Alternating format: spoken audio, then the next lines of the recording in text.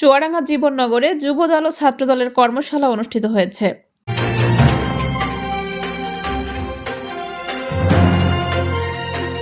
আসসালামু আলাইকুম দর্শক, সকলকে আমন্ত্রণ জানাচ্ছি বিবিআর নিউজ সংবাদে। চুয়াডাঙ্গা জেলা প্রতিনিধি এমআই আতিয়া রহমানের পাঠানো তথ্যচিত্রে বিস্তারিত দেখুন।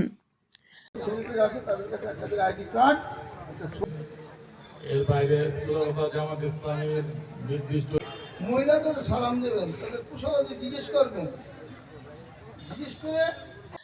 আসন্ন জাতীয় সংসদ নির্বাচন উপলক্ষে চুয়াডাঙ্গার জীবননগরে যুবদল ও ছাত্রদলের কর্মশালা অনুষ্ঠিত হয়েছে। সোমবার বেলা 11টা থেকে দুপুর 12টা পর্যন্ত ছাত্রদলের কর্মশালা অনুষ্ঠিত হয়। দুপুর 12:30টার দিকে যুবদলের কর্মশালা শুরু হয়। এই কর্মশালা চলে বেলা 1:30টা পর্যন্ত। কর্মশালায় প্রধান অতিথি হিসেবে নির্বাচনী প্রশিক্ষণ দেন বিজিএমই সভাপতি, চুয়াডাঙ্গা জেলা বিএনপির সভাপতি ও চুয়াডাঙ্গা 2 আসনের বিএনপির মনোনীত প্রার্থী মাহমুদ হাসান খান বাবু।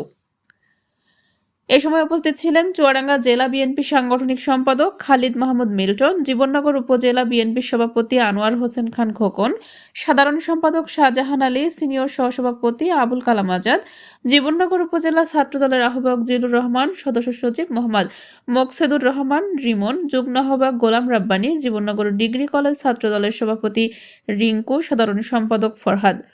এদিকে যুবদলের পক্ষে উপস্থিত ছিলেন জীবননগর উপজেলা যুবদলের আহ্বায়ক মঈনুদ্দিন ময়েন, পৌর যুবদলের আহ্বায়ক হযরত আলী, উপজেলা যুবদলের সদস্য সচিব কামরুল ইসলাম, পৌর যুবদলের সদস্য সচিব মোহাম্মদ মনির হোসেন, উপজেলা যুবদলের যুগ্ম আহ্বায়ক মোহাম্মদ সাইফুল ইসলাম, মোহাম্মদ মিনাজুল ইসলাম, মোহাম্মদ সাইদুর রহমান রানা, সরার হোসেন, পৌর যুবদলের যুগ্ম আহ্বায়ক মোহাম্মদ আনার হোসেন ও জহিরুল ইসলাম মিঠু সহ আরও অনেকেই।